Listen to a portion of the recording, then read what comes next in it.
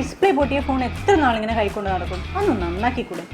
ഈ ചോദ്യം സ്ഥിരമായി കേൾക്കുന്നവരാണോ നിങ്ങൾ? എന്നാൽ നേരെ വിട്ടോളൂ റോയൽ കൊച്ചിൻ മൊബൈൽസിലേക്ക്. Hardware and software services, unlocking services, chip level services, അതുപോലെ തന്നെ വാട്ടർ ഡാമേജ്, ഗ്ലാസ് റിപ്ലേസ്മെൻറ്റ്, ഇങ്ങനെ എല്ലാവിധ സർവീസസും സാധാരണ ഫോൺ മുതൽ ഐഫോൺ വരെ നിങ്ങൾക്ക് 30 ദിവസത്തെ service വാറണ്ടിയോടെ ശരിയാക്കിയെടുക്കാം.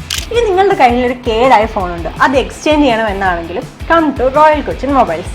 So no more breaks, only royal Cochin mobiles. CPIM Kochi area കമ്മിറ്റിയുടെ നേതൃത്വത്തിൽ KK അശോകൻ അനുസ്മരണത്തിന്റെ ഭാഗമായി പുഷ്പാർച്ചന നടത്തി. അന്തരിച്ച CPIM നേതാവ് KK അശോകന്റെ അനുസ്മരണ ദിനാചരണത്തിന്റെ ഭാഗമായി മാന്ത്രയിൽ പതാക ഉയർത്തി. CPIM Kochi area secretary PS Rajam ആണ് പതാക ഉയർത്തി പുഷ്പാർച്ചന നടത്തിയത്.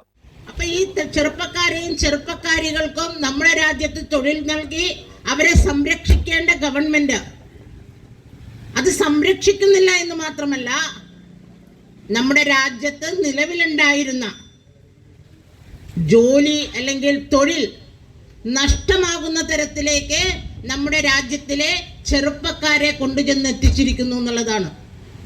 പൊതുമേഖലാ സ്ഥാപനങ്ങളെല്ലാം അടച്ചുപൂട്ടി.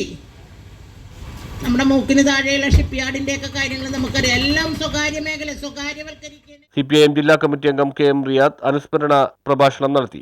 K Ajesh, VC Biju, PJ ദാസൻ, NJ അലോഷി, K എഡ്വിൻ തുടങ്ങിയവർ സംബന്ധിച്ചു. ഇതിപ്പോൾ വൈകുന്നേരം അശോകന്റെ സ്മരണ പുതുക്കിക്കൊണ്ട് സ്റ്റാച്യു പാർക്കിൽ നടക്കുന്ന അനുസ്മരണ സമ്മേളന സഖാവ് KJ മാക്സി MLA ആണ് ഉദ്ഘാടനം ചെയ്തത്.